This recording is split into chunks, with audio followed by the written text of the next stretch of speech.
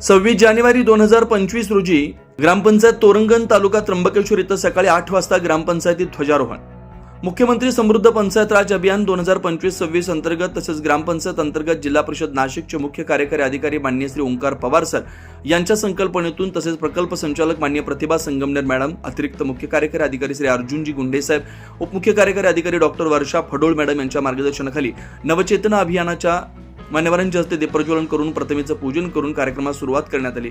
हा उपक्रम राबवण्याबाबत त्यात ग्रामपंचायत अधिकारी श्री विनोद वागचौरे यांनी असं सांगितलं की घटस्फोटित महिला, विधवा, एकल महिलांना समानतेची व सन्मानजनक वागणूक मिळावी या हेतून 26 जानेवारी 1950 रोजी संविधान लागू झालं। त्यात भारतीय राज्यघटनेत सांगितलं की प्रत्येक नागरिकाला समानतेची वागणूकचा अधिकार दिलाय।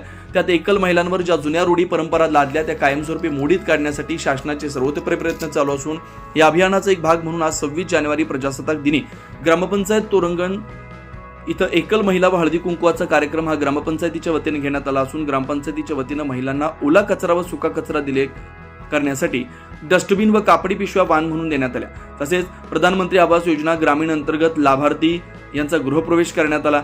त्याकरता गावातील नागरिक तसेच प्रधानमंत्री आवास योजना ग्रामीण अंतर्गत लाभार्थी यांचा गृहप्रवेश करण्यात आला। त्याकरता गावातील नागरिक, शासकीय कर्मचारी यांचं सहकार्य लाभलं।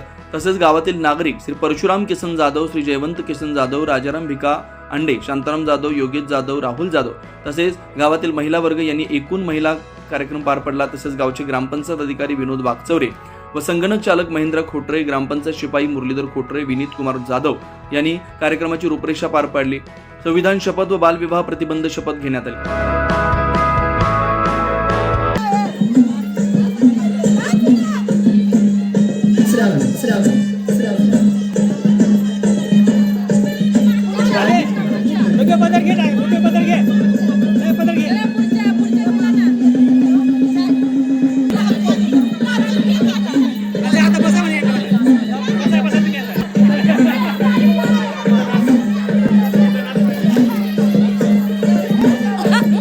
24 लाईव्ह महाराष्ट्र न्यूज साठी श्री रामदास जाधव, त्र्यंबकेश्वर।